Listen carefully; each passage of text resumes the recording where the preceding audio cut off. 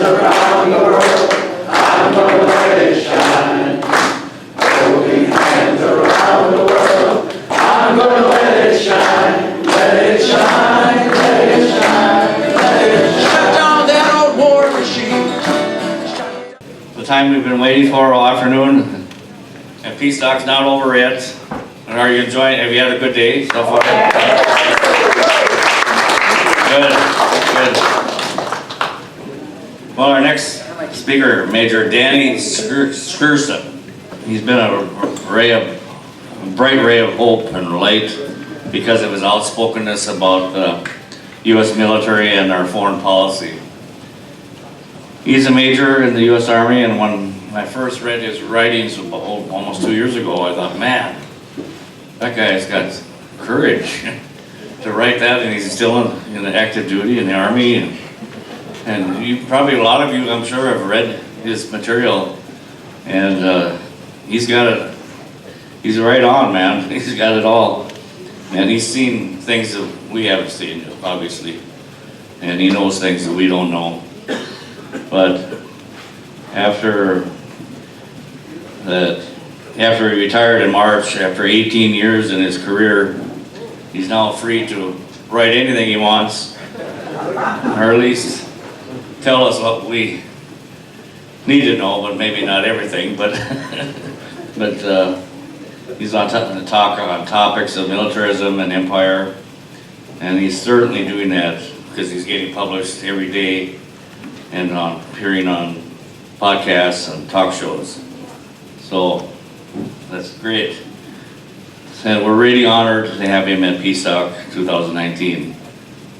Well, we're not done yet. Danny and his family reside and he's got 3 boys. They reside in Lawrence, Kansas. Danny graduated from West Point, and he led the troops in tours on reconnaissance units in both Iraq and Afghanistan.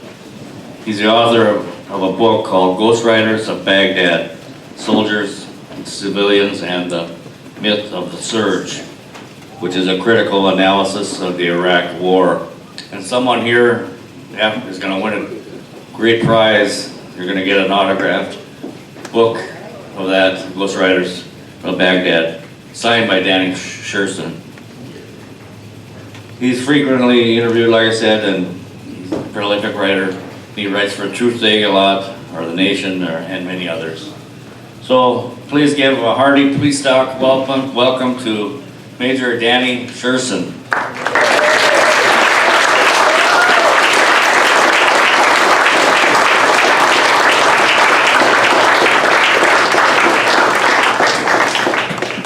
So I wrote a fancy speech with slides, but I decided let's do something more off the cuff and conversational.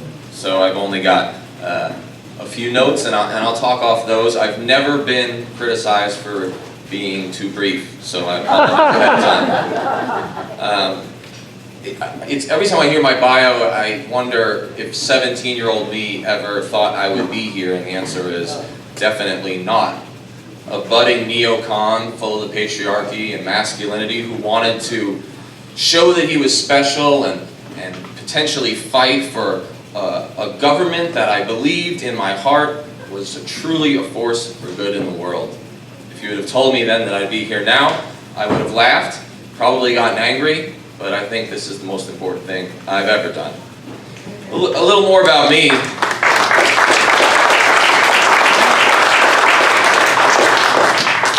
See, what the government and the Army doesn't want you to know is that on paper, I'm their golden boy. Or I was. I'm not anymore. I gave that up in the interest of truth and justice, which I think is the best thing that you can do in my position.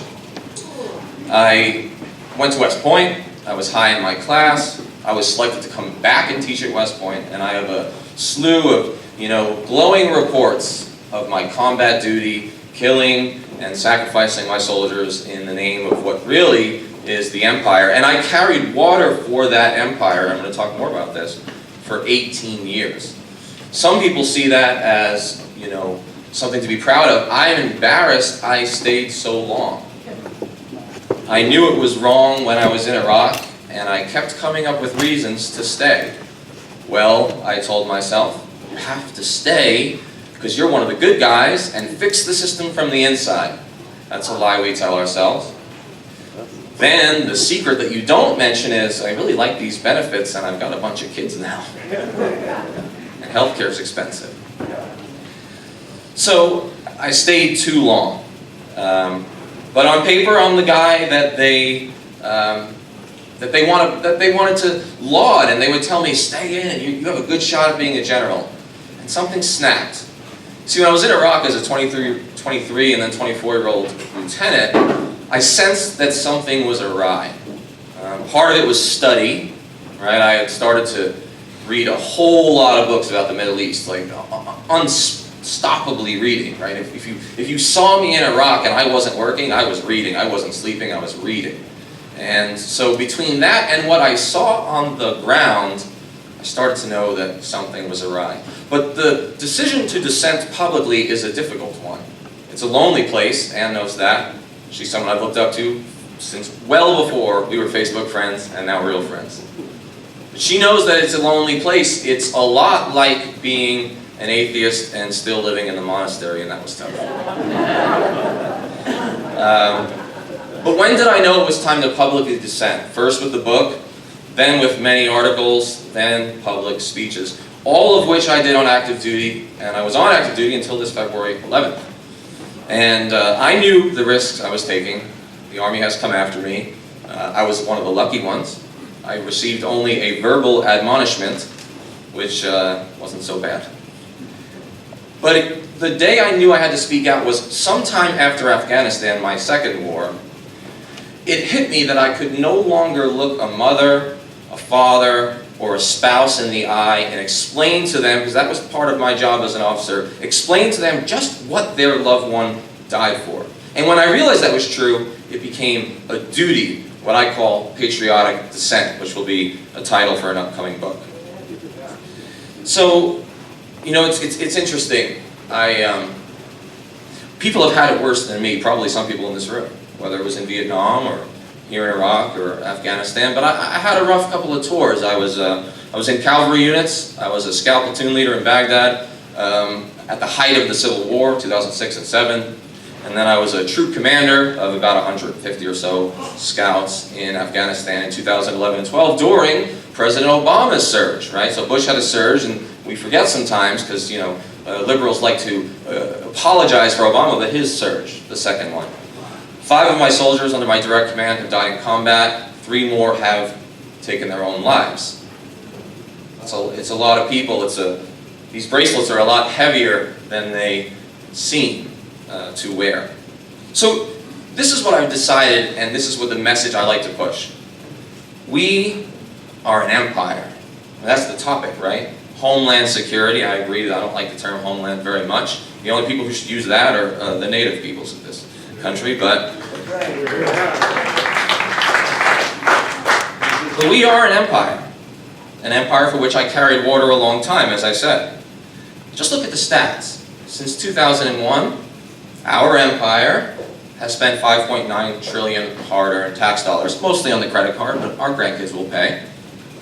We have 800 bases in at least 80 countries that we know about, which is a global reach that no empire in world history has ever had before. Our defense budget is $750 billion, more than the next 8 countries combined, and we're allied with 5 of them.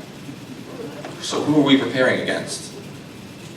We have, depending on the count that you come up with, between 10 and 15 aircraft carriers. The Chinese have 1 leaky Russian aircraft carrier that's out of date. We fly our drones, and we're the only country that does this. We fly our drones with impunity in the sovereign airspace of any country we choose in order to conduct illegal assassinations without asking the host nation. If any other country did it, we would scream to the high heavens at the UN, and we'd probably go to war. But wait for it, folks. We've set the precedent. And now we're going to have to live with a world where foreign drones might just come over our territory or that of our allies. The US is at war all over the planet, mostly in what I call the greater Middle East, which is West Africa to Central Asia, right? From Niger, a place, I mean, how many Americans can find it on a map? Well, in this room, probably a lot. But I wouldn't want to ask your average college kid, because you'll get crazy answers. We drop bombs every single day on 7 countries. Sometimes more. Always 7. Some days we think maybe we should bomb 9. But the real trick of this, for Americans, is how to hide an empire. Hide an empire, which is the title of a new book, by the way. It's very excellent. I can't remember the author. You see, Americans don't like to believe we're an empire because we were formed in a revolution, which is interesting because now we don't like revolutions unless they're orange. Now, okay, we fought against an empire. We're a republic. Oh, we may have lots of bases overseas, but that's for their own good because the locals, they don't know what's good for them. And what we know deep down is that zipped inside of every Afghan is American just waiting to burst forth. This is what we believe, and this is what leads to our policy. But the reality is we are an empire. We're just a different kind of empire. We've been an empire from the start, and I'm glad that we had that great 5 minutes about Native peoples, the history of Minnesota. Well, the history of the United States is that it was a settler colonial empire. It was a settler colonial project from the first. From the first. Okay? And Israel, by the way, and this is where I get myself in trouble, is also a settler colonial empire. So it makes sense that we would be allied because the system used is the same. Okay? Ultimately. By the way, all these wars that we are fighting are illegal in international law and even in domestic law. For example, it's clearly no longer about homeland security when our military is not defending our borders. It's not even really mostly defending the borders of our supposed allies, friends, partners, whatever term you like. Bros, frenemies, Saudi Arabia.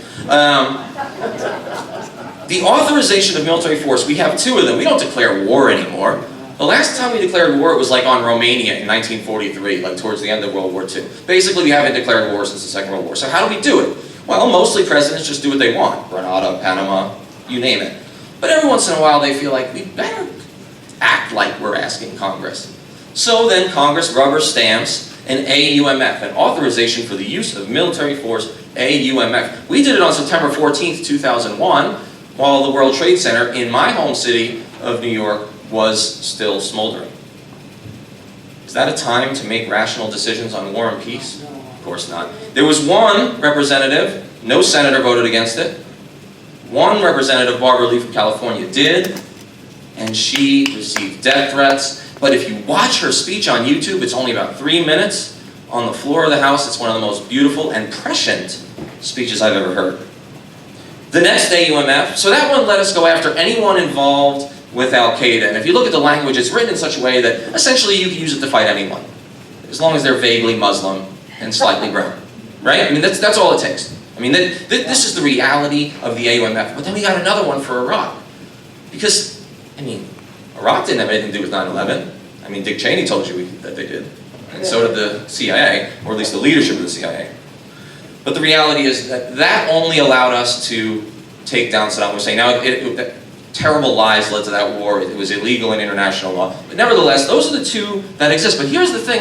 Remember what I just said. 7 countries are bombed every day. Almost every group we are killing didn't even exist when the 9/11 AUMF was passed. So these are illegal wars. So you have emperors. I tell this to students. I'm usually either the youngest person in the room. I thought I was today until I saw Bill's grandkids. I think I did like a secret handshake that we young folks do. I'm either the youngest person in the room, like today, or I speak a lot at colleges, especially at some of the Ivy League institutions, and I'm the youngest person in the room. Or I'm the oldest person in the room, and I'm not so cool anymore. They don't even want to get a beer with me afterwards. I guess I'm not cool. But I tell the students especially, I said, you have emperors. We call them presidents, but you really have emperors, and they don't like that. It's very discomforting for them. And I say, look, we do have emperors, because presidents do whatever they want in foreign policy. They use their Article II powers as commander-in-chief, unconstitutionally by the way, to wage war and peace anytime they wish. Up to and including nuclear war, The President of the United States, the Emperor-in-Chief, as I like to call him, doesn't even need to speak to a single person or get a single piece of advice or analysis before ending the world with a nuclear button. Robert McNamara, a reformed war criminal, if such a thing exists, admitted as much in a great documentary I suggest you check out called The Fog of War. Very disturbing. So you have emperors. The question is, how do you like your emperors? It's not if you have them, it's a matter of taste. Do you like them coarse? Well, here's Donald Trump. Do you like them buffoonish? George W. Bush. Maybe you like them polite? Barack Obama. You have emperors. But this is not a Trump-specific problem, and I wish Rachel Maddow could admit that. At the Democratic debates, only Tulsi Gabbard and to some extent Bernie Sanders took even a moment to talk about foreign policy. I'm a writer, and I also like to torture myself as a masochist, so I read the transcripts of both nights' debates, front to back, and I was highlighting and, falling asleep. But in the first debate, Afghanistan, America's longest war, where our soldiers are still dying, and many more Afghans, especially civilians, are still dying, was mentioned 9 times. But all 9 times was by Tulsi Gabbard in that interaction she had where she slammed Tim Ryan, which was beautiful. The second night, there were only 3 mentions of the word Afghanistan. In neither night was there a mention of Syria, and Iraq got mentioned twice. I was upset about this because I spent 27 months of my life in those 2 places. I thought we might at least talk about them. But we didn't, because foreign policy is not going to be solved by any established party, whether Democrat or Republican. No party is going to save us. It has to be a grassroots anti-war movement. We know that. We're part of it. We're the nascent heart of a movement that's just ready to burst. We just have to figure out how to get the rest of the country with us. So the question then, and I thought about this as Anne was speaking, and then also as I looked at what the overall title for the theme for today is the U.S. military a force for good in the world? The U.S. Navy thinks so, because their recruiting commercials say, a force for global good. Isn't that nice? People buy it, right? And they join. Well, decidedly not. We're decidedly not a force for good in the world. So with that in mind, and I want to leave time for questions, but I'm going to take us on a little tour of American militarism across the greater Middle East and a few other hotspots in Latin America and Eastern Europe. I guess I have to start with Iraq. It's where I lost my innocence and any belief in American exceptionalism, thankfully, in some ways. They should title the book that's written on Iraq, How to Shatter a Country, ... How to Shatter a Region, because that's what we did. An illegal war, probably the worst decision in the 21st century in American foreign policy, arguably one of the worst in American history, to invade Iraq. We left behind a government that was Shia chauvinist, divided amongst 3 different factions, the Kurds, the Sunni, and the Shia, and we left and declared victory by paying former Sunni insurgents who used to kill Americans to now take up arms against Al-Qaeda, and we left a mess, and we said, hands off. But we were back soon enough, weren't we? And we're still there. Not a force for good in Iraq. A force for chaos and death, to the tune of hundreds of thousands of civilians. We do not know the number. I picked their bodies up each morning when they overnight would kill each other in the Civil War. And we used to count them and have a mandatory report to our commanders. How many bodies did you find? Not if you found bodies. How many, where, and were they Sunni or Shia? Which is not always easy to tell. Syria. Well, we're certainly not a force for good there. We didn't know what to do. Barack Obama, on one hand, he wanted to support this nascent democratic movement as he saw it, and on the other side, he's afraid of the radicalism and the Islamism of some of those same folks. So what do? Well, we fought both and we supported both. So much so that occasionally, when we felt it was necessary, we would bomb Assad's forces. We never went to Congress and asked to do that, by the way. But then in other cases, we supported, through the Saudis, and directly, the Al-Nusra Front, which is the Al-Qaeda franchise in Syria. So we don't know what we're doing. The thing about American foreign policy is it is so far off the rails, so far through the looking glass, that it's beyond absurd. And the fact that the Brookings Institution and all the think tanks with big money and the Kochs and all these folks, the fact that they even think there's such a thing as a coherent American foreign policy is laughable. But let us move on to Afghanistan. My publisher wants to know when I'm going to write that book. I said, when I have the emotional energy. So that might be a decade from now. Afghanistan was the unwinnable war. It was lost the minute that the United States decided not to push for real negotiations with the Taliban in order to remove Al-Qaeda. It was over the minute that the US military transitioned from counter-terror to nation building. That war cannot be won. Afghan security forces, for a corrupt, largely illegitimate government that we back, have lost 45,000 soldiers killed just since 2014. Their GDP, and this is something you don't hear very often, the gross domestic product of Afghanistan is not high enough to even pay its own police and soldiers. It is fully reliant on American aid. I feel for the people of Afghanistan when we leave, but we no longer can influence that outcome. It will be an Afghan solution to a horrible Afghan tragedy. But American imperialism is not a force for good there either. Egypt's a fun place. Egypt had its first democratic election, and we didn't really like the outcome because a vaguely Islamist Muslim Brotherhood kind of took over. And so, a year or two later, in 2013, when a venal military dictator named al-Sisi took power and slaughtered hundreds, maybe 1,000, we're not sure of the exact count, of people in the streets who backed the democratically elected president, though he was imperfect, we just turned our head. I mean, Obama said a few things critical, as he does, but he didn't do anything. But Trump came in and he loved Sisi. He loves strongmen, doesn't he? He says, Sisi is doing a great job. He all but gave him a bear hug. Egypt is led by its most anti-press freedom, anti-civil liberties government, arguably in its history since the Pharaohs. And there are boys, and the second largest recipient of US military aid. We know who the first largest recipient is. The country that I'm not supposed to talk about. I was told by an editor early in my writing career, which wasn't that long ago, I'm still pretty young, hey, whatever you do, just lay off of the Israel-Palestine thing, because it's only going to hurt your career. I'm sure they were right, but as soon as I heard it, I said, well, now I'm going to write way more about it. And I have. I even debated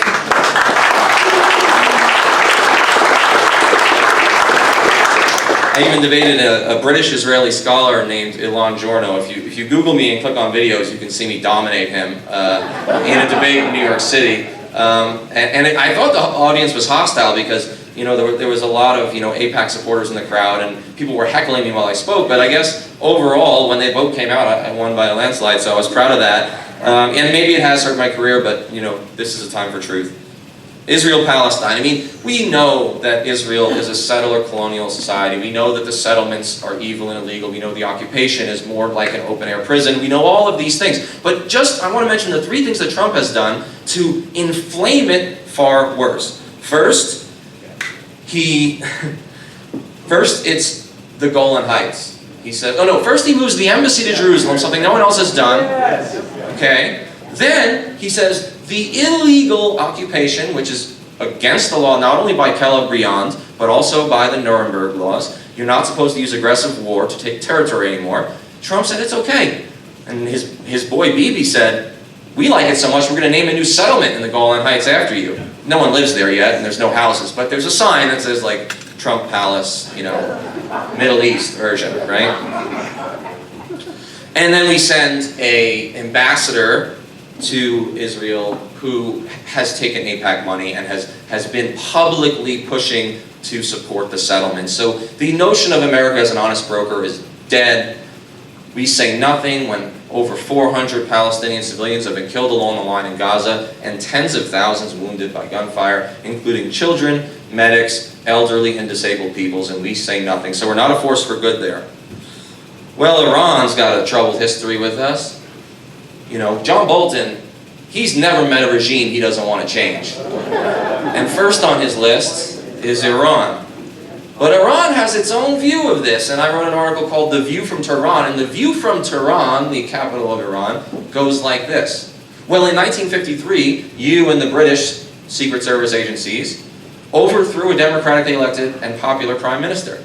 Then, from 1980 to 88, in a war that killed 1 million people on both sides, you backed the Iraqis In fact, Reagan sent our friend Donald Rumsfeld as a special envoy, and you can Google a nice picture of him shaking Saddam's hand.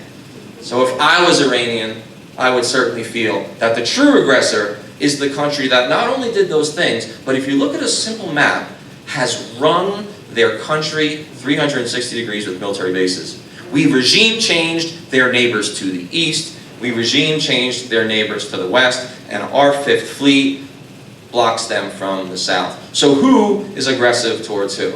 Not a force for good. Yemen is probably the worst humanitarian crisis in the world today. Our US-backed Saudi and United Arab Emirates allies have starved to death at least 85,000 children, have killed upwards of 10,000, it's probably much higher, they have stopped counting, literally, probably much higher than 10,000 civilians, and the world's worst recorded cholera outbreak in history is happening today in Yemen. These are war crimes, and I found it interesting. The mainstream liberal press really liked Jim Mattis. Remember, the Secretary of Defense? They love generals. They're obsessed with generals. They used to call them what? The adults in the room. Ah, that's nice. The adults in the room. Well, Jim Mattis, Rachel Maddow's fanboy crush, he did not resign over 85,000 starved children, but he did resign when Trump had the audacity to propose a modest troop withdrawal from Afghanistan. Mattis and Pompeo and others like him have even gone to Congress and defended the Saudis on the floor against mostly senators who are now finally taking some action. So when I hear about Jim Mattis and what an honest, great man he is of integrity and he's a warrior monk, I say, well, if he was a true man of integrity, then he would have resigned, not over Afghanistan, but over Yemen. He did not. I don't even know what to say about the Saudis. We'll keep it simple. We love them, but they are a veritable theocracy, perhaps the last absolute monarchy left on earth. It's Louis XIV, except in the robes of a theocracy. They have mass executions, sometimes of children. Yes. The only crime is speaking out against the government or being Shia, which is not a good thing. And they still behead women for sorcery and witchcraft. But the United States sells them arms and even declares an emergency to sell them 10 billion or whatever the number is that Trump tried to override Congress for. Here's a fun fact that a lot of people don't know. Sudan is going through its own Arab Spring, so is Algeria. And those twin uprisings that overthrew their dictators have been called the new Arab Spring or Arab Spring 2.0. So where did the United States line up? And this is all very recent, this is new stuff. Where did this force for good in the world line up? Well, I'll tell you where it lined up. Against the people pushing for democracy and in favor of the military dictators who refuse to hand power over to the people. And in an interesting nexus of insanity, child soldiers from Sudan who worked for a militia known as the Janjaweed that actually perpetuated the genocide in Darfur have been enlisted by the Saudis and the United Arab Emirates to be the foot soldiers in Yemen. And the United States is on that side. Which brings me to Nicaragua, Guatemala, Honduras, Venezuela. I think Ann said enough about that. But the bottom line there is, for all this talk about, an invasion of migrants and, they're rapists and they're drug dealers, all of them, some of them okay, right? That's what he said. The reality is, we sowed most of the crisis there in the 80s, 90s, and even today that brought them to our shores. In a fit of specific ludicrousness, which I don't think is a word, John Bolton said that there is a troika of tyranny in the world. Troika of tyranny. Sounds good. Sounds like axis of evil. We're good at those little sound bites. Cuba, oh yeah, those 7 million people who've been embargoed for 60 years, they're a real threat. Right? Venezuela and, geez, I can't remember who the other one was. It's another ridiculous force. Right, Iran. So the real troika of tyranny, I say, and I wrote about this, are 3 of the countries I already spoke of. And that is Saudi Arabia, Israel, and Egypt. And they're all our friends. And they all get money from us. And that's the real troika. The Ukraine, we're told that the Russian bear is loose again. You know, we missed the Cold War, especially our generals. Our generals loved the Cold War. They got to play with tanks in the folded gap. It was all so simple. You know what I mean? They could carry parallel-handled pistols like Patton and feel like real men. We love the Cold War. We miss it. At least we knew what to do. Fighting terror is hard. You know, it's not even a thing. It's, you know, it's a concept. But in the Orange Revolution, you know, leading up to a coup there that our State Department was complicit in, our CIA was complicit in, you know, we set up the destabilization that brought the Russians in. Now, the Russians are not innocent, but consider the view from Moscow. I'm not a fan of Putin, although apparently I love him. If you read the comments on my articles, never met the guy. I mean, seems like all right. But anyway, he's a horrible guy. But the reality is, NATO pushed against the promises of George H.W. Bush, who promised Gorbachev in 1989 and 90, we will not tramp on the Soviet grave. We pushed NATO right up to their borders. So far so that the Baltic states, which used to be part of the Soviet Union, talk about their sphere of influence, if such a thing exists, are part of NATO, an inherently anti-Russian alliance. Imagine if the Soviets, or now the Russian Federation, had a military base in northern Mexico. There might be a nuclear war. Well, they're the bad guys, right? So my conclusion here, really, and I've taken us on a really macabre trip around the world, but we are backing the bad guys and we are sowing chaos in nearly every corner of the world today where we claim to be a force for good, and so we're not. But it gets worse still, because the evils of empire, as we know, they always do, they come home to roost. And that's what scares me. Because the Danny who sat in public schools in Staten Island in the 80s and 90s, when it was a shooting gallery, it's better now, that kid could never have believed the list of things I'm about to mention that you all know, but it's really worth the emphasis. The empire has come home. It did the same to the British, it did the same to the Romans, the French, the Russians, it always does. There's a direct line between children in cages on our border and Guantanamo Bay and the invasions of Iraq and Afghanistan. A direct line, and we cannot artificially divide them into two binaries. Foreign policy and domestic policy are intertwined, and they always have been. So what have we seen? Just a few of the outgrowths, the ugly outgrowths, of America's almost 18-year war on terror. We've got Gitmo, Guantanamo Bay, which you've already heard about. Did you know that the U.S. military is planning hospice care for 30 of the inmates, forever prisoners, who we don't even plan to charge? Because we are accepting the fact the military is planning. One thing the military does really well is plan. Judgment, not our thing. Planning, we've got a manual for everything. How to use the toilet, how to flush it, we've got manuals. So we planned because we know that people are going to die without trial, without due process, in American prisons on foreign soil that we essentially stole from the Cubans. It's crazy, folks. It's wild. 8-year-old, 9-year-old, 15-year-old Danny couldn't understand this. Never saw it coming. I should have, but I learned the wrong history. Torture. Waterboarding we saw coming home to roost. Something that the Spanish Inquisition used as torture. Something that we used on the Filipinos during the insurrection there, or really was a Philippine War for Independence, and which we hung Japanese war criminals for waterboarding our pilots during World War II. But we were told by John Yoo and the Bush administration and Dick Cheney that it's not torture, it's enhanced interrogation. Americans love their euphemisms. Mass surveillance, thank you Edward Snowden, we know about that now. The Patriot Act, illegal rendition, sweeping people up from their countries and flying to third-party nations so they could be tortured, their family never knowing what happened to them, sometimes dying in our custody. Abu Ghraib, and all the horror that we saw there, and all the new, I don't like the word terrorist, it has no meaning anymore, all the new fighters who decided to attack American soldiers that scandal created. We couldn't possibly have killed enough of them. We create enemies for ourselves through actions like Abu Ghraib, through actions like Gitmo. I don't know if everybody knows. There's a reason why ISIS and Al-Qaeda, when they behead Western prisoners, that they dress them in orange jumpsuits. And the reason is it's a statement about Guantanamo Bay, where we dressed inmates in orange jumpsuits. It's a message, and I think it's lost on most Americans. Kids in cages, concentration camps like AOC and the squad have called it. As a child, I never could believe that a lawyer for the U.S. government, an official lawyer for the U.S. government, would argue before a court that children, separated from their families or not, but in custody, are not entitled to soap or toothpaste. That's how far we've come. And that line does drive back to Gitmo. It does drive back to Afghanistan and Iraq. It's not just domestic immigration. It's all tied together. Which brings us to the militarized police in our neighborhoods and the mass incarceration of brown and black faces. Eric Garner was killed on a Staten Island corner less than 2 miles from where I grew up. Eric Garner was a black man who allegedly was committing the venal crime of selling loose cigarettes in order to pay for his daughter and his life.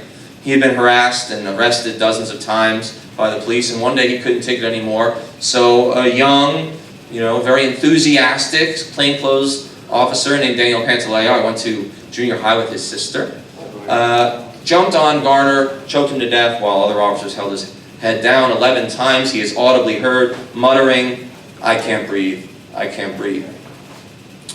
It has been decided after 5 years, all of that time Pantaleo has been collecting a paycheck on light duty, that there will be no federal civil rights charges. I ask you, if Eric Garner wasn't a black man on the wrong corner in the wrong neighborhood, would he be dead today? Absolutely not. And I'll submit that if the situation were reversed and a black man in Staten Island had killed a police officer, how long would it take for the NYPD to get justice and an arrest? You think 48 hours? I think less. It's been 5 years.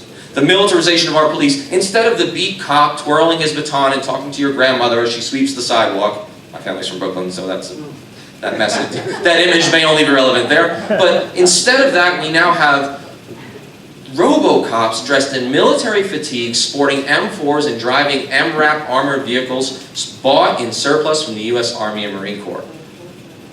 Treating brown and black and impoverished white communities like occupied territory, not areas to serve, not neighborhoods to serve. The war on the press and whistleblowers is out of control. You have Barack Obama to actually thank for really kicking that off. He charged more whistleblowers under the ridiculous 1917 World War I era Espionage Act than all presidents before him combined. So when Trump got into office, the precedent was set, and he was ready. So we have Chelsea Manning, we have Julian Assange, and the Assange case, whether you like Julian Assange or not, this is what's interesting. The Espionage Act has never been used, not successfully at least, to imprison, arrest, and charge a publisher, which whether you like WikiLeaks or not, that's what it is. It is a publisher. And the New York Times and the Washington Post and all the mainstream press they don't want to touch the Assange issue. They don't like him because he's not part of their tribe. But they really ought to be lining up behind him, because if they can put Assange in prison, if you don't think that Trump's going to go for the New York Times next, or the fake New York Times, whatever he calls it, they're coming for whistleblowers, and they're coming for our publishers and our press. And without the free press, democracy dies. Finally, for me personally, not that that's particularly important, a lot of things have happened too. A lot of outgrowths for this war coming home. 27 months of my life I spent overseas, 12 of them with a 3-year-old boy at home. I've lost 2 marriages, have serious PTSD, and have done a stint as in inpatient treatment for PTSD and depression. That's just one man's life, and my soldiers have had much worse in many cases, up to and including suicide, which, as we know, about 22 active duty and veterans are committing suicide a day in what is truly an out of control, rampant, just tragedy. So why does the U.S. do all this, and why doesn't it stop? And I'll sort of culminate here. I have a few ideas. I think there's 4 major reasons that this goes on, and very few people, besides organizations like us, groups like us, very few people speak out. The reality is most Americans are seeing their wages decline over time, stagnate or decline since the late 1960s. They're just trying to make ends meet. They're distracted, they're tired, they're worried about the next paycheck, and it's hard to ask people in that situation to care about foreign policy. But I think there are 4 main reasons, though, that this goes on and no one stops it. First, the military-industrial congressional media complex. I know you've always heard it as military-industrial complex, but actually, Dwight included the Congress, and I'm including the media, the corporate media, the mainstream media, the main 3 cable networks, whether they claim to be left-wing or claim to be right-wing. That complex and the revolving door that it creates. In a situation where after you stop being a 4-star general, you get a 6- or 7-figure job working for defense contractors, convincing your old subordinates in the military to buy your stuff. It's corruption that is worse than a tin pot dictatorship in Latin America that we are so happy to yell about, even though we back most of them or do.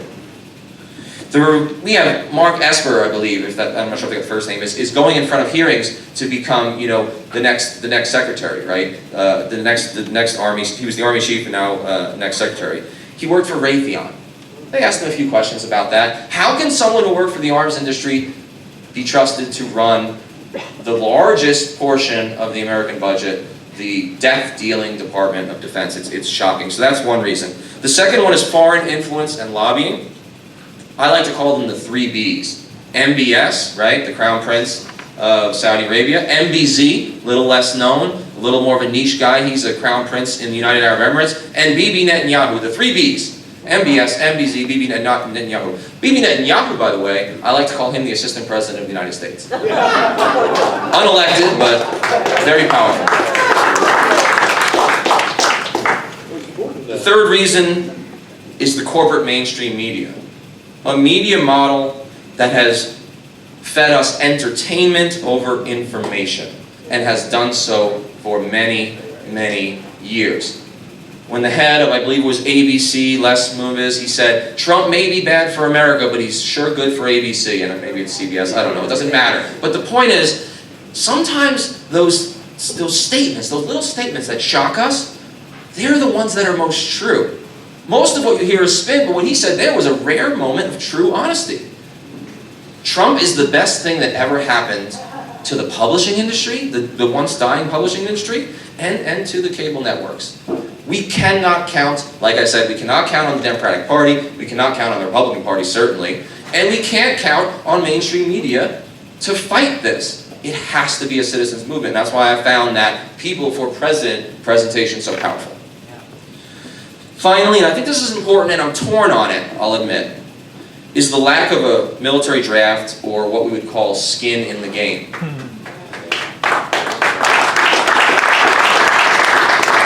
I'm so torn on it that some people might say I've pulled a John Kerry, as before I was against it. It's not as simple as that. I've written articles in favor of having a draft, and then I've written articles that were more qualified, and then some that said maybe it's not such a great idea because it takes away a certain degree of, bodily independence, right?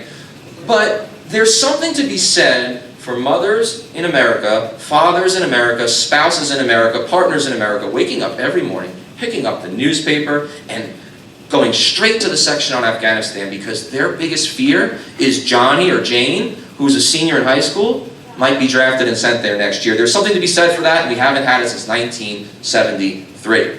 It's part of the reason why the anti-war movement has lost some steam, especially in the wake of the 2003 invasion of Iraq. Say what you will about the draft, but it did have some positives, and here's a few. It was a great equalizer.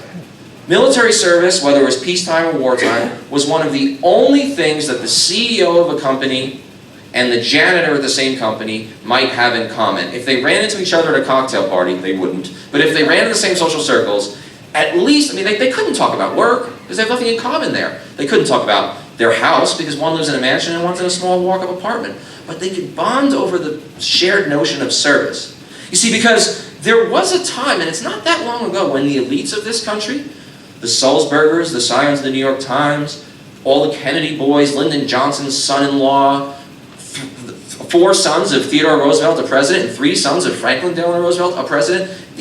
Franklin Delano Roosevelt's kids were in combat while he was president of the United States.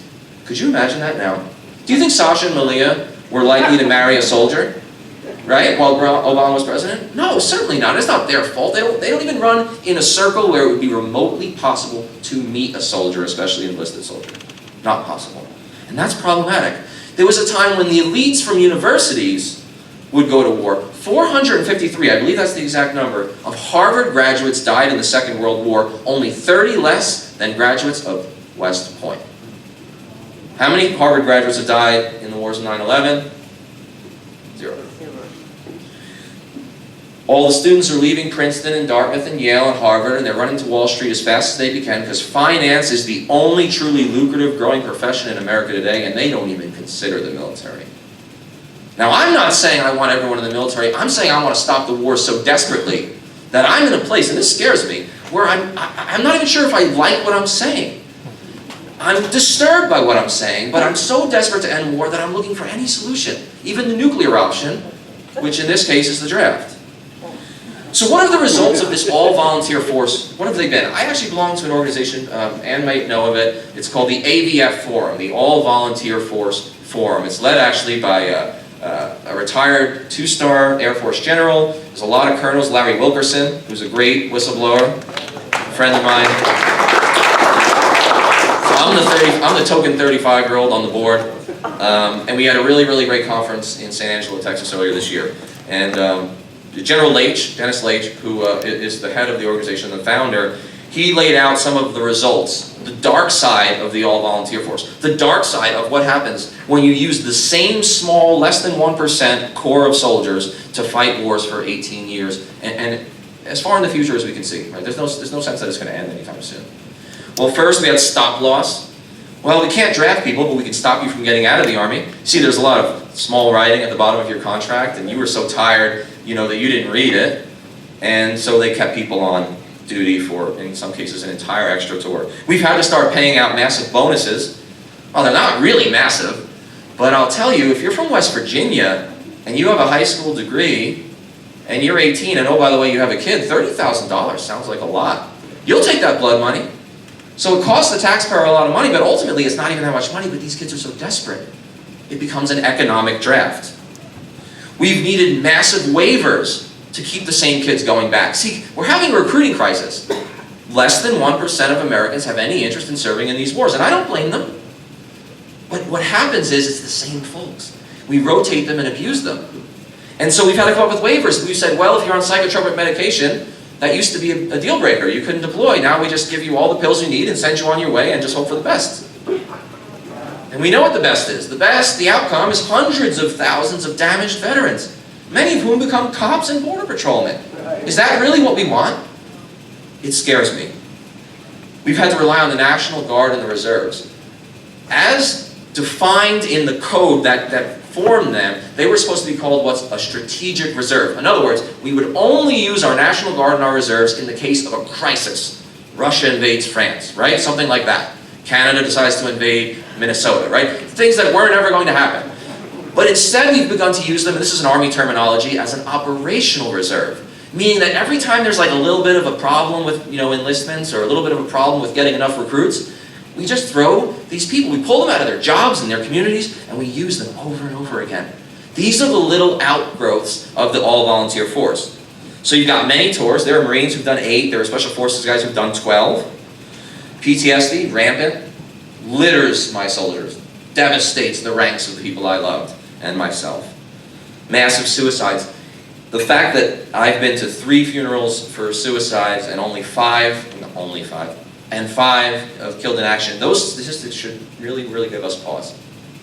And it's 22 a day, as we know. These are the outgrowths. And a civil-military divide that is very, very dangerous. The military no longer looks like the people it's supposed to represent.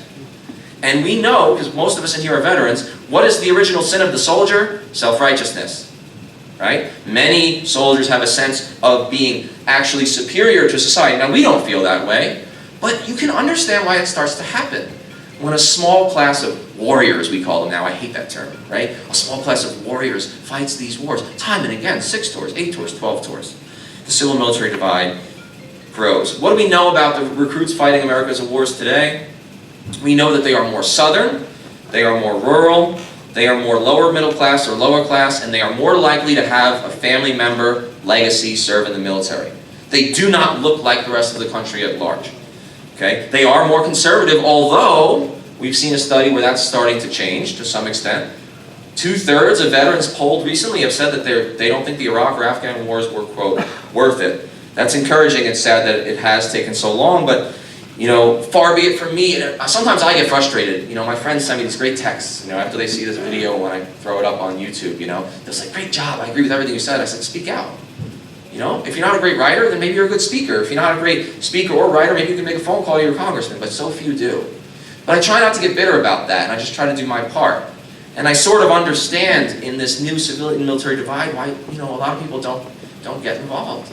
And because there's no draft, most people don't. Did you know that, let's talk about the civil-military divide. I told you that they're more southern and they're more rural, as statistically. You know, we have 10 bases named after Confederate generals, 10 active and reserve Army bases named after Confederate generals. At West Point, where I went, and then where I came back to teach history, I used to leave the Lee housing area, named after Robert E. Lee, drive on Lee Road, this is true, past Lee Barracks before I could park and go to my office every morning.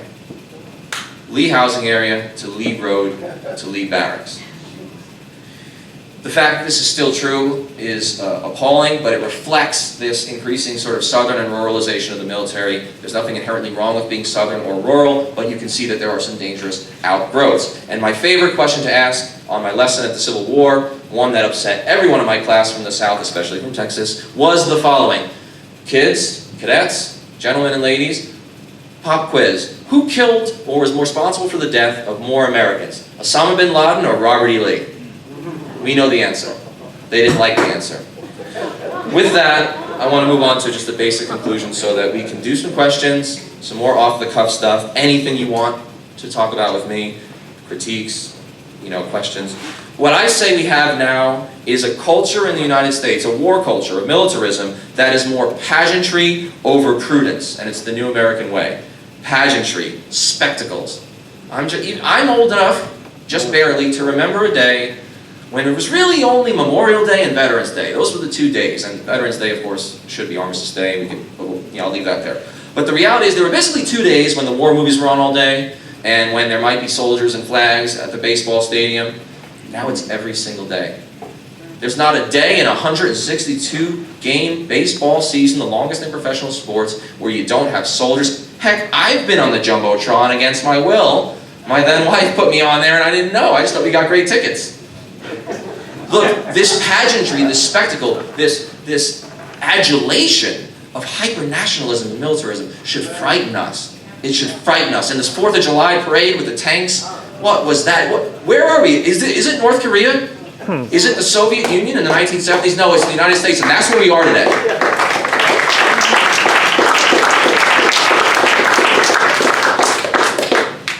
People think that, you know, how do you thank soldiers? Well, it's vacuous oftentimes. Some people mean well, but it's, you know, an announcement at the airport. It's a check that gets picked up once in a while. You know, it's just the various ways of thanking. But the reality is, when you compare that with the costs, what's been asked of today's veterans, and what's been inflicted on foreign, often civilians, it just doesn't match up. $5.9 trillion, 7,000 Americans killed in action, upwards of 50,000 wounded, 500-ish thousand with PTSD, 244,000 foreign civilians killed. That's a low estimate. And of course, the moral injury associated with killing your fellow humans, especially when it's not for self-defense. These are the costs. So I say, and I said in the LA Times, the best way to honor vets, please, is create fewer of us and bring us home.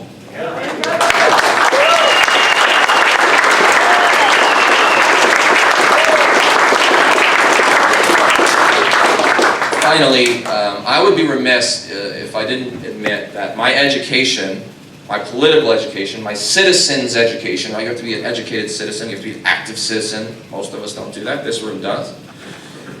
My education started long before the U.S. Military Academy. It started with my grandfather when I was 11 years old. We lived in kind of a shady neighborhood. His car had been stolen twice from in front of his house. My mom's had been stolen once from in front of our apartment, and I was old enough to know that the cars get stolen here. My grandfather drove a really fancy, like 1983 brown Datsun. That's how you get the ladies. And I noticed that he did a few things, my grandfather. My grandfather was an FDR, or the man, or whatever. It doesn't, you know, it's not gender-based. But my grandfather was an FDR Democrat. You know, old school union. He was a firefighter in New York City. He was a firefighter for 37 years. He won the equivalent of like the Medal of Honor in the firefighter as a firefighter because he caught a child thrown out of a window from 4 stories up, caught the baby and hurt or broke his shoulder. This is in 1955. woman died. The mother died. She threw the baby out of desperation. A great man, but an old school FDR Democrat. And I wasn't really so into politics back then, but I was really into my grandpa. You know, I had a single mom, and he was a big part of my life. And I noticed that he never locked his door, despite all his cars getting stolen. And in the back seat, he always had a blanket with a pillow on top of it. 11-year-old Danny said, I'm smart enough to know that you should lock your door, of course. I said, Pop, that's what I called him. I said, why do you not lock your door? And why do you leave the pillow and the blanket? He said, Danny, he said, here's the thing. He said, if someone's going to steal my car, they're going to steal my car. But it makes me feel better to know if there's someone homeless on the street tonight and they're cold, that they could crawl into Bubsy Peatley's car, that was his nickname, and get warm. And if it has to get stolen, then so be it. And it was that the day that I decided I was a progressive. And I always will be. So finally, on the back of my shirt is a quote from my American hero, who very few people, a lot of people in this room probably do, but very few people know, Eugene Victor Debs from Indiana. Socialist candidate for president 3 or 4 times, including from his jail cell in federal prison in 1920. If you haven't seen the buttons that say convict, 1, 2, 3, 4, 5 for president, you're really missing out on a political education. He's imprisoned under an unconstitutional sedition act because he gives a speech, a really great speech, but not a violent speech, peaceful speech in front of a draft office. And he's saying, don't join the army, don't be drafted, don't fight this unnecessary war. And he's arrested for it. He's sentenced to 8 years in federal prison, which reminds me of Chelsea Manning, right? It's a similar sentence. Or at least, Chelsea Manning got more, but only served 7. And he has an opportunity after he's convicted, and he's convicted in no time. It was decided long before. It was a done deal. And he says, Judge, I do want to make a statement. He says, not too long ago, and I'm paraphrasing this part, I realized that I'm no better than the meanest sort on this planet, that everyone is my brother. And he said, so long as there is an underclass, I am in it. So long as there is a criminal element, I am of it. And so long as there is a soul in prison, I am not free. And my challenge to myself, to you, to the American people out there, is to think every day, are we living up to that ideal? Thank you.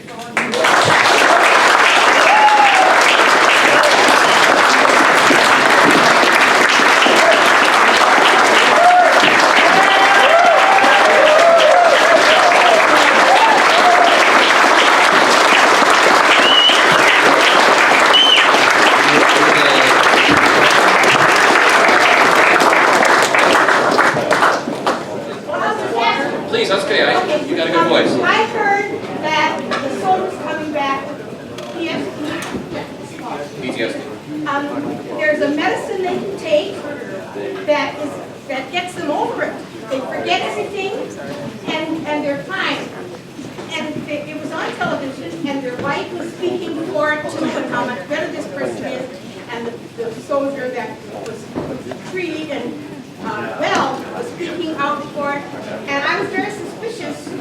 And so I don't know if you heard about it. Do you think it's something that's good for PTSD? Is there something that's really good, or does it have repercussions to make them want to go back again? It makes them well enough to say, "Oh, I'm okay now. I'll go again."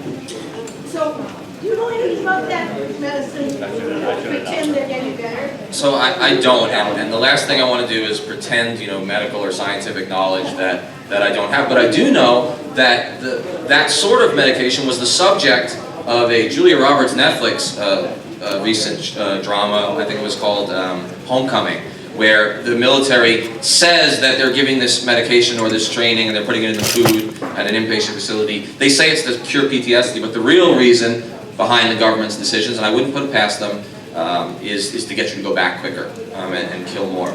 I don't know about that. I've been an inpatient. I've done medication. I've done meditation. I've done EMDR. There are somatic experiences. I can talk more in depth about what those are on offline. But I don't know of that medication, but I would be suspicious, certainly, if it made you forget things, because, I think at least that, there is no cure to PTSD, but you have better days than others, and you hope to be able to deal with your experiences rather than just erase them. That would to me be dangerous.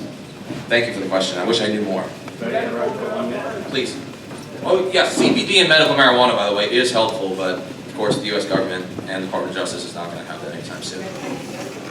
Yeah, thanks, Danny, for giving me a moment here to explain that, you know, our $30 fee, you know, we don't want to re-raise it, but we have a lot of expenses, and I know some of you have donated money already to our cause, but we would like to pass a hat around because we want to be assured that we can get people like Danny to come to Peacestock, you know, and because travel expenses go up every year, our food costs go up, everything goes up, so if you can help out a little bit, we'd sure appreciate it.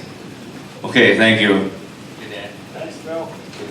On veteran suicides, I'm of the belief that you really won't do anything to change it as long as you're having those multiple tours, and as long as we have a system that normally doesn't do well at getting down to the issue of moral injury, which is something that sort of lies underneath PTSD. You can have PTSD, but then you can have PTSD with moral injury. And until we deal with that, it's not going to be dealt with well. And I don't know if you have any feelings about, you know, obviously some of us have been really involved in trying to keep the VA from being privatized because we feel that they, quite frankly, understand veteran culture, and they, for better or worse, do the best job with trying to help heal some of us to the best degree that they can. Well, first of all, I want to say that we have to stop privatization of the VA. It's a public duty. It should be a public policy, so I agree with that. And public responsibility, really. As for PTSD, I agree that a lot of what underlies it is, you know, moral injury, these multiple tours, but also the sense that, what was it all for? I wrote an article with that name. We don't win these wars. They're not meant to be won. They're unwinnable. They shouldn't be fought. They're horrible things, and it makes the world a worse place. The knowledge of that, whether a soldier comes back as a Trump supporter because he's frustrated, or comes back as, you know, whatever I am, to the left of, you know, Stalin, whatever that is. I mean, however you come back, I think there's a frustration associated with fighting never-ending wars. And I do believe that we're putting Band-Aids on a bullet wound until we stop the war machine.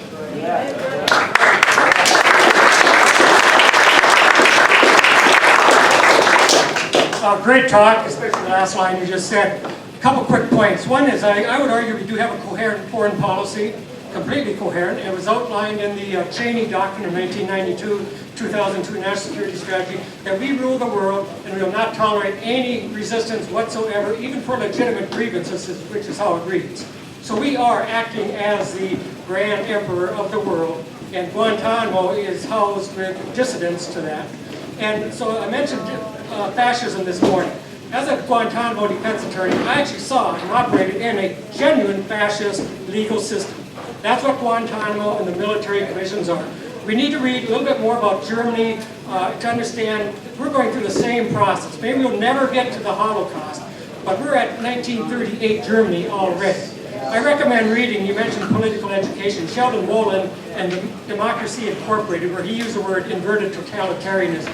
After years of war and the heroization of military, etc., to where we generally moved into fascism. I like the term democratic fascism. It's fascism with a veneer of democracy, like Wolin said. We still have elections, but they're chosen for us, and that's what we're operating in now. And until we realize that and become outspoken about it, we're never going to change the system, I don't think. So one question I do have, though, is about information operations in Afghanistan. The last week I spoke to a couple different lieutenant colonels, one Danny Davis, who was in Afghanistan, talking about how the information is controlled. And he came out publicly and said, we're lying about all this. I remember reading as an active duty Army officer the information annex that has to be part of every order. Can you talk about that? Yeah. One final point, as an active duty Army officer, I once had a memo pass my desk, and it said within it that our foreign policy, our policy was that we would not tolerate anyone even having the ability to cause us to hesitate in our decision making, which is genuinely totalitarian, exactly as it's defined. So, very good point to start with. You know, I think that American foreign policy is muddled and it often, you know, contradicts itself, but I agree that there is an overarching guidebook, and it is the empire, and it is the project for the new American century. That's the Kagans and folks, the think tank, who said that, you know, essentially, I don't want to argue the conspiracy theories about 9/11 one way or the other, but essentially what this document says in the 90s is that it's going to take some sort of domestic attack in order for us to unleash our plans, which is to dominate the world. So I agree with you that there is a certain coherence to foreign policy. As for information operations, legally, information and psyops are not supposed to be used against the American people domestically, but that's exactly what's been happening. Afghanistan is a perfect example. Controlled information. I know Daniel Davis, he's a great guy, we've done some conferences together. What you see is, if the American government doesn't like the truth of the information coming out of Afghanistan, they either classify it or they stopped counting it. So, Afghan security forces casualties. I told you 45,000 have been killed. That's more than they can recruit, right, annually, since 2014. Well, once someone pointed out, and I did as well in a think tank piece that I wrote, that it's unsustainable, that over a certain course of time the Afghan army and police will no longer be able to fill their ranks and are therefore the war is unwinnable. Once that was public, they just said, well, we're not going to count anymore. We're not going to tell you how many Afghans died. And then the second thing they did was, you know, they've just recently stopped counting how many provinces the Taliban has taken over. Because it's really, you know, it's smart that they do that, because the Taliban now controls a larger percentage of Afghanistan than at any time since 2001. So naturally, rather than deal with that fact, rather than deal with the, you know, unwinnable nature of the war, we simply stopped counting it, or at least stopped telling the people that were counting it. So I agree. I think that information operations is being used against the American people, against the American Senate. We saw that with the CIA hearings and Dianne Feinstein. So this is all very disturbing. Thank you. The situation in Syria is causing a lot of divisiveness among peace groups. Would you care to comment, please? Yeah, well, it's a real mess. Look, there are very rarely easy answers, and I have a piece that will be coming out this coming week about what's going to happen when America leaves Afghanistan, and I think we should. And look, the dirty little secret is doves aren't going to fly, and everyone's not going to sing Kumbaya. It's going to be absolutely messy and bloody. It's going to be ugly. We're not going to like it. We're not going to like a lot of things that happen when we leave. My point is, it's not our place to be there, and we can't stop it anyway. So it's just more money, more blood, more waste, more dead civilians on our account. So I think we should leave. But with Syria, it's a particularly messy topic. Because here's the thing. Good people have opinions on both sides. Assad is a monster. He does barrel bomb his own people. Yes, we would like there to be a democratic, particularly secular transition, but that version of the revolution has mostly been destroyed, defeated, or squashed, and so now most of the rebel opposition is Islamist. It's the Nusra Front and ISIS. So in some ways, the Syrians and their Iranian and Russian allies are fighting what we would call terrorists. So in one sense, we're on the same side. Can't admit that, so occasionally we have to lob some cruise missiles at Assad too.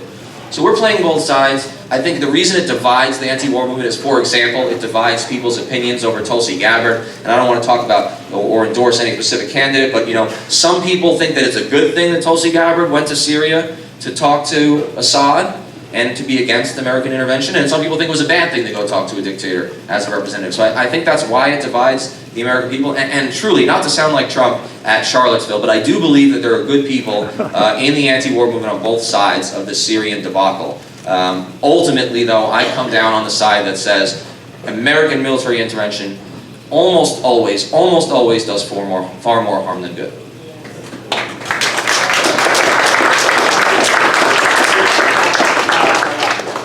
I'd like to ask your opinion of what suggestions you might have for the future of the anti-war movement, the peaceful law. With all due respect, the vast majority of the people here and the other meetings I've been at are old white people. No offense, I'm one of them. But very few minorities are involved. And what can we do to reach out to these people? If there isn't a change, realistically, where will this group be in 15 years? What can we do to reach out to young people? You said only 1% are joining. Young people and minorities. I consider this serious. It's a serious challenge, and it's true. I mean, look around the room, and I'm in many of these rooms, and it is usually older white folks. There's not a lot of young people. Not a lot of my fellow vets are active publicly dissenters.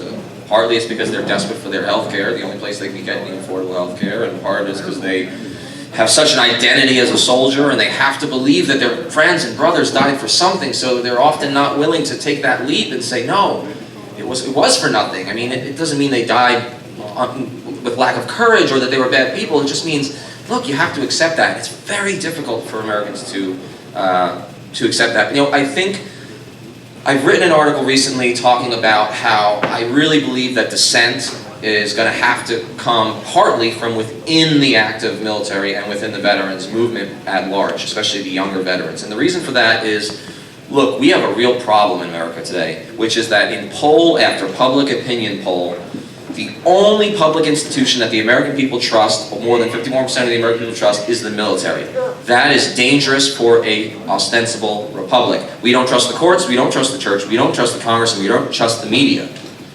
Well, we ought to trust those institutions way more than our military. We should always be skeptical of our military. Always. It should not be the top trust getter. So the point is, if in fact Americans only seem to hold soldiers in high regard, then we need more soldiers who have the platform and what you might call the credibility to speak out, which is why I was happy about that poll of 2/3. But like I said, my friends, and especially a lot of my enlisted soldiers, they're not involved in the movement. There's a lot of nihilism that they come home with, which I understand. I've been there. There's fear, because the war machine comes down on you. Look, I don't want to sound self-righteous, right? The original sin of the soldier, but they're scared of me. All right, and they're scared of you, and they're scared of people like me, especially because I'm young, and they can't take away my slew of evaluations to say I'm a good soldier, so now what are they going to say? Sure, they call me a traitor, sure, they come after me, but they're scared of soldiers who speak out. They always have been, from Smedley Butler, Andrew Basevich, to Ann Wright, to me, right, and to many more better than me. So how do we reach out? God, I wish I knew. The best I can come up with is this. Somehow we have to intellectually and logically get the message out to the people at large, veterans and civilians, that the kitchen table issues that keep them up at night, like health care and college tuition costs for their kids, we have to make it clear that all of that is directly connected to the warfare state and the military-industrial complex. Because since their sons and daughters are not mostly fighting and serving in these wars, it's easy to be apathetic and ignore them. So somehow as a movement, right, and far be it from me to be a spokesman for any movement, but as a movement I do believe that we and many others have to somehow tie that together. The minority question is harder. I'm not even going to broach an answer because I need to think more about that. But I agree that it is a potentially existential problem for the movement. Thanks. Danny, I have two questions. One is, do you think the draft will ever be brought back, or do you think the establishment knows that, you know, that's just a powder keg they don't want to see lit off? Because I think that would expand our movement if there was a draft. And secondly, when do you think the American Empire began? I mean, I've had some people say 1898, you know, the Spanish-American War, when the U.S. became an overseas empire, and some folks say 1950, when President Truman sent troops to Korea without a congressional declaration of war, or is there some other date that you would say it began? Okay, I actually have fairly short but emphatic and hopefully provocative answers to both of those questions. The first one is, no, there will be no draft. It's a pipe dream, I think. There is no political consensus, there's no political will on Capitol Hill to bring back the draft, because here's why. There is no lobbying group, there is no lobbying organization or political force in favor of the draft. There's no movement and there's no money behind it. And just like there's not a lot of anti-war lobbying money. Look, we're passing a hat around, folks. The Koch brothers aren't, right? And if they do, it's made of solid gold and it used to be in Trump's tower. But, I mean, this is an important point. I think the draft is probably not coming back.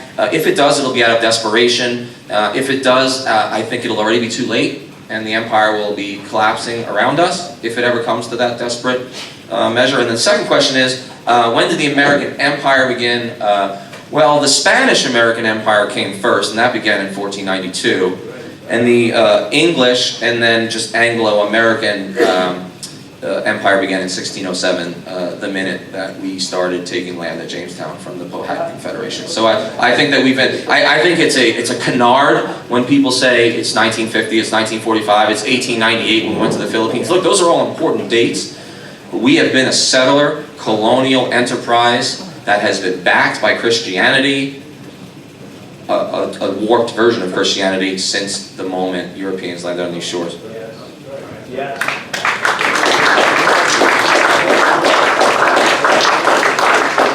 Thanks for a great talk, Danny.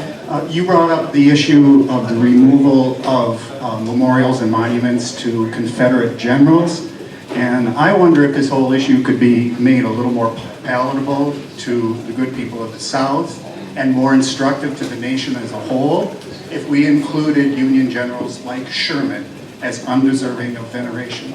Yeah, agreed. I mean, look, there were war criminals on both sides of the bloodiest American war, which is the Civil War, right? A conflagration where every family essentially lost someone. I mean, by a magnitude, an exponential magnitude, more bloody than World War II, at least for America.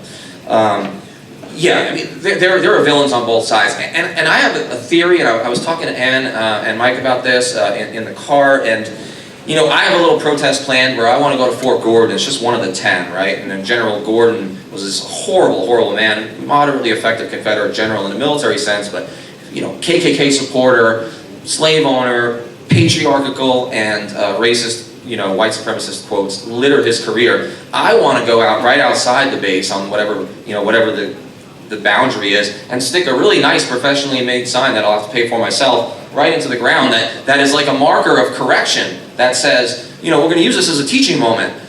You know, I don't have the power to make the Army change Fort Gordon's name, although I would love to, but I do have the power to protest, to hopefully get media to take a picture, to upset the gate guards and get some sort of public affairs where I say, look, most of you don't know this, but here's a quote by Gordon. Here's who he is. Here's his history. And I think that's one potential way. I'd like to see most of the statues go. That's just a personal opinion. But if they're going to stay, they need to have a qualifying marker that puts it in context and explains the dark side of these folks. And you're right. There are plenty of Union generals, and there are plenty of American. I mean, look, just real quick. World War II. I mean, war criminals. I mean, bombs away Curtis LeMay, firebombing Tokyo March 9th through 10th, 1945, 95,000 killed in one day. Children and mothers jumping in the canals, there were lots of them in Tokyo, and boiling to death. Look, Curtis LeMay was a war criminal, and Robert McNamara, again, that reformed war criminal himself, mostly reformed, he said in that Fog of War documentary, he said that at one point, and I believe him, he said Curtis LeMay turned to McNamara. McNamara worked for Curtis LeMay. I told you we're good planners, right? McNamara was an incredibly smart guy. Great planner, you know, very, very, very excellent planner. He was figuring out how to most efficiently kill as many people as possible. And we even built little cities made of wood, because that's what most of what Tokyo was made of, in Kentucky, and practiced firebombing them, just to make sure we could be as effective as possible. He claims that towards the end of the war, LeMay, in one of his more lucid moments, turns to McNamara, one of his staff captains, and says, you know something, Bob? If this war went the other way, me and you would both be charged as war criminals. And McNamara said later, he said, thinking on it now, yeah, we probably should have been. Thanks. So, my father was a freedom fighter. He called Congress the Ivy League Club. I've probably been an enemy of the state since I was born. I was a peace activist during the Vietnam War, and I thought we accomplished something really meaningful when we got the Powell Doctrine. And so, since then I've been involved in politics for the last 6 years, running for office. And what I find, of course, is that we are that our activism and the political process has evolved to the point where our activism is really quite separated from politics. And in part because of the polarization of our two-party system is one of my explanations, but there's a whole range of reasons why that is. So you made an interesting point just kind of offhand that you don't want to endorse a particular candidate. What happens if you endorse a particular candidate? Well, nothing anymore. You know, I think it's the Hatch Act no longer applies to me because I'm no longer, you know, a acting member of the federal government, although I am retired. The reason I don't want to is not because I won't eventually. I think I will. I'll probably write a piece eventually if I choose to support any of them. Don't know, but if I do, I probably will come out. I think what happens in this forum and why I'm nervous about it is I don't want my talk today, which is on the broader structural problems, to be narrowed down into just an endorsement of, you know, Bernie or Tulsi or Liz or somebody, you know. I don't want to go there because I'm not sure yet, and I would hate for the talk to be kind of brought down to that level, although I sure did like the people for president idea, and I got to mull that over a little more. So I don't think anything particular happens, but Thank you. Thanks. I'm Dick Foley, I'm a Vietnam vet, 70% disabled from PTSD, anxiety, and depression. What I've been doing is, the last 12 years of going around the area high schools, I introduce myself, and it's all clear through the high schools. I've never been to one, I haven't been invited back. I am the anti-recruiter. They look at me a little funny, and I say, I have no respect for if that's your decision, but that's a very critical decision about critical thinking. And if all you do is listen to a recruiter, where's our critical thinking? None involved. I'm going to tell you about what I went through in Vietnam and continue going through. I tell them too, if you don't think about going into war, you're taking your whole family with you to war. Because my parents and my brother and sister always watch the NBC News. I got there just before Tet Offensive of '68, so every night they're watching that. But I try to influence these kids. My teachers have sent letters to me. They're getting it. Believe me, they're getting it. And I said, stop saying, thank you for your service to veterans. Thank your PTA your Chamber of Commerce for cleaning up the playground. Tell a veteran, thank you for your sacrifice. That means more, it means you're thinking more about it. Go home and tell your parents to do the same thing. So I'm very pleased to have that forum, to be able to go in there, and I'm always invited back. Anybody looking at a high school, Dick Foley, Veterans for Peace, willing and able.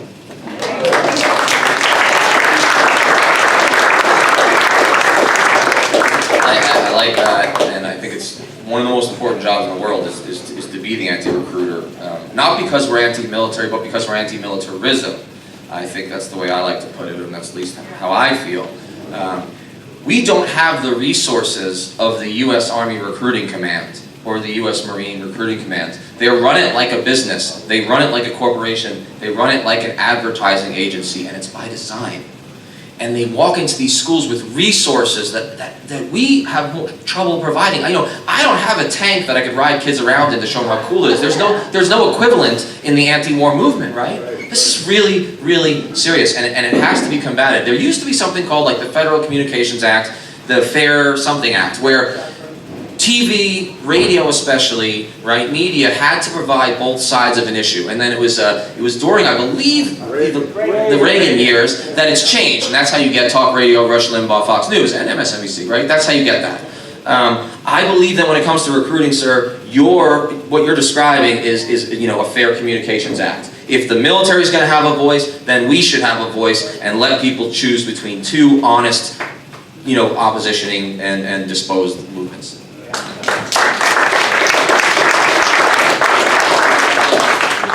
Let me ask you a quick question. You know that we did business all through World War II. All 5 countries fighting did business on the Bank of International Settlement with Switzerland. The CIA documents are out there. So my question is, having said that we were doing business, making money during World War II, because my brother was killed in '42, Khrushchev's remark was misinterpreted. Everyone thought the Russians were going to bury us, but they misinterpreted what he said is we're going to surpass you. But because we bought the fact that they thought the communists were going to kill us, we went into Korea. So my question is this about the military-industrial complex? Is this about making money selling weapons? And if we made international peace, they couldn't make money selling weapons? That's part of it. It's a huge, huge part of it. Look, the defense industry owns our generals, owns our civilian secretaries of the Army, and they own our Congress. Look, I believe it was 18 House Democrats, and the House Democrats are supposed to be the liberal ones, right, compared to the Senate, ostensibly.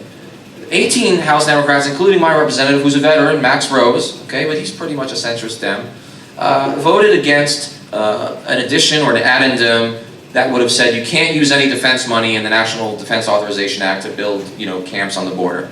and only like 18 or 24 Democrats voted with the Republicans. And I saw this great meme on Facebook that listed them all out and said, let's get them out of office. And oh, by the way, every one of them is on the take from the defense industry in a big way, and they all are. So look, we are a lobbying organization that may not have money, but we've got the force of our bodies and our intellect, and we can shut the system down in a non-violent way if possible. But we are outmatched on money. And I do think that the defense industry, an incredible amount of money, sausage is being made between the Pentagon and Raytheon and Honeywell. And it's not, I don't think there's ever a simple solution. It's usually multifaceted, but it would be very difficult to say that the military-industrial complex is not a huge reason for the inertia, that's what it's got now, the inertia of these forever wars. What about the media? Could we possibly get some traditional media to get the cards on the table? Because it looks like the media is controlled totally. Well, not so long as the three major networks are corporate entertainment businesses. I mean, something would have to there would have to be some sort of law that would fundamentally change the nature of media conglomerates and corporations and monopolies, because as it stands today, look, we have a liberal network that, you know, had its main anchors at MSNBC criticize Trump when he said, hey, maybe we should pull out of Syria and Afghanistan. So that means no political party, no media establishment channel is a truly anti-war faction. It's just not true. We're it. It's grassroots. It's got to be us. Thank you. That's the only hope we can have. Okay. Are you up for two more? Sure. And we'll end it there. Sure. Stretch out a little. I think we probably all agree that we need to replace the rule of force with the rule of law. But I'm convinced that you can't have the rule of law without government. You've got to have government to have the rule of law. So if we're going to have the rule of law worldwide, I think we need world government. That doesn't mean we eliminate local identities. But the United Nations now is represented by states. We need it represented by people, so that it has to be democratic. And I just like to suggest that Joe Schwartzberg, who has recently written a book, Transforming the United Nations, ideas, proposals for that work, yeah, ideas, oh, I forget the last phrase of it, yeah, something anyway, ideas that'll work for a workable world. But anyway, his book on transforming the United Nations is terrific. Thank you. Well, thank you.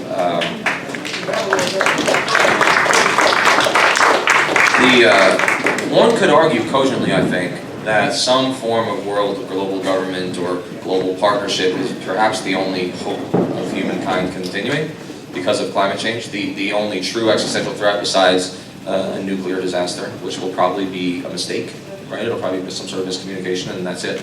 Human life is extinct. But I do think that there's, you know, the dream, look, the guys who made the treaties after World War I, the Wilsons of the world and the, you know, the Clemenceaus and Lloyd George and the folks who ran the post-war world after World War II, they were flawed, but at least they had the dream, the potential dream of a global system, right? The dream of the League of Nations, of the United Nations, of the Kellogg-Briand Act. We've stopped even dreaming about that.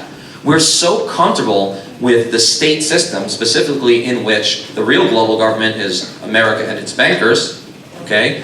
We've become so, we don't even dream right anymore. And so, sir, I appreciate your comment. I think we need to at least start dreaming of that possibility and imagining it. And like John Lennon said, you know, I hope I'm not the only one. Obviously I'm not. Thank you. I'm sorry that so many people thinking that bringing back the draft would be a good thing. I don't think it's never stopped the war, didn't stop the Vietnam War, and I speak as an imprisoned draft resistor, war opponent during the Vietnam War. What stopped the Vietnam War was the Army refused to fight. The Soldiers in Revolt is the name of the book you ought to read, because the people who revolted are not the draftees. It was the working class soldiers who had all these same ideals that you had, who realized it was wrong, and they stopped going out on patrols, fragged their officers, they were opponents of all these things. They had ships that were shut down because they refused to do it. And it's very hard. What we had in the 60s was a culture of resistance. We had the civil rights, the women's liberation, gay liberation, the American Indian movement here in Minneapolis starting, etc. Everybody was exploding this whole culture, the anti-drug thing. People were willing to break the law. But it takes a lot of courage, and I'll speak from my own personal spirit, before you reach that point where you are open to doing it. And it wasn't until late into the war that soldiers really did it, that they really started to do that.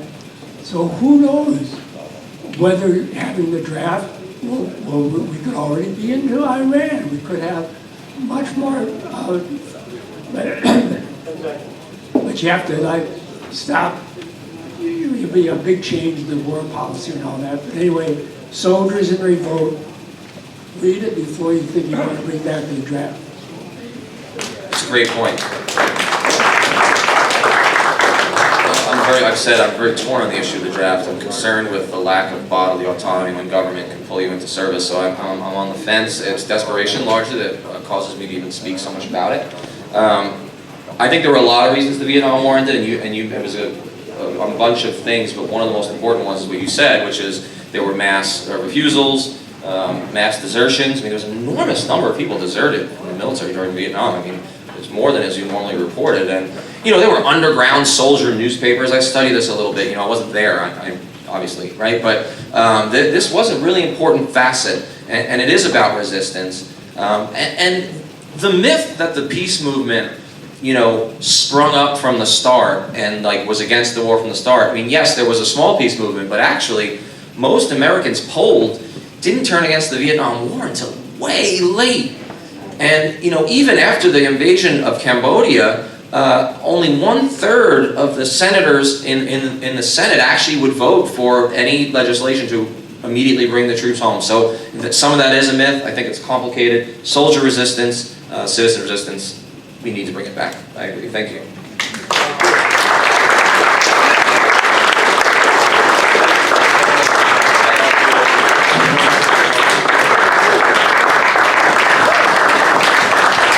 That was awesome. Thank you, Danny, for your courage and your ability to speak out.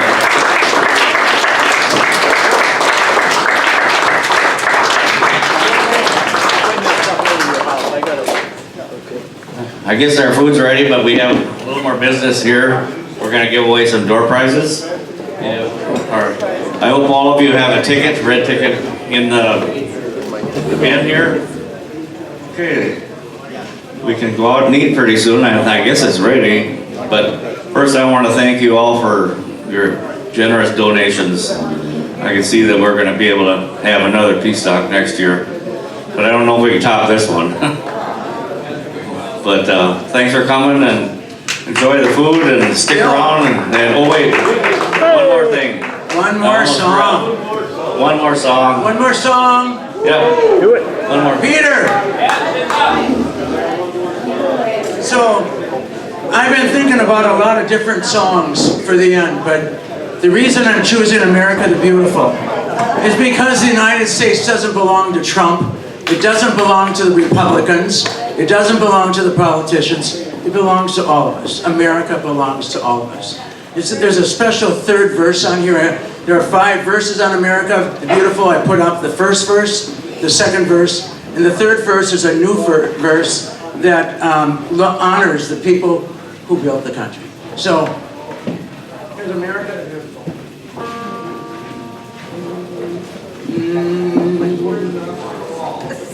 You got it?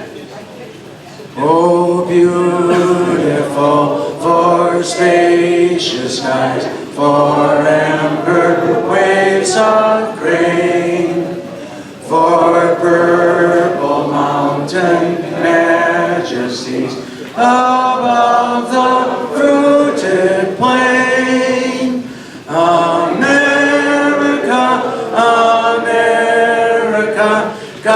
bloodshed all graze on thee, with brotherhood and sisterhood, from sea to shining sea.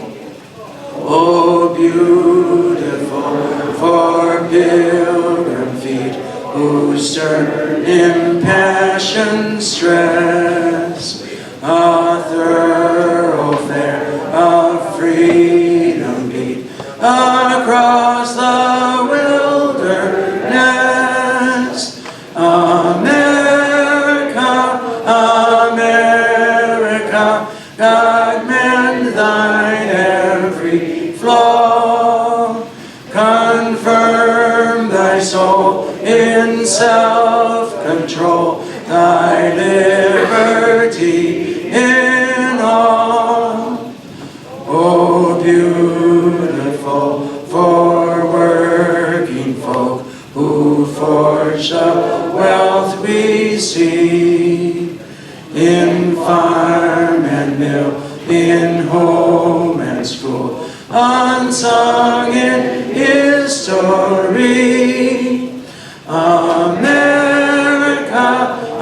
America, may race nor sex nor creed no more divide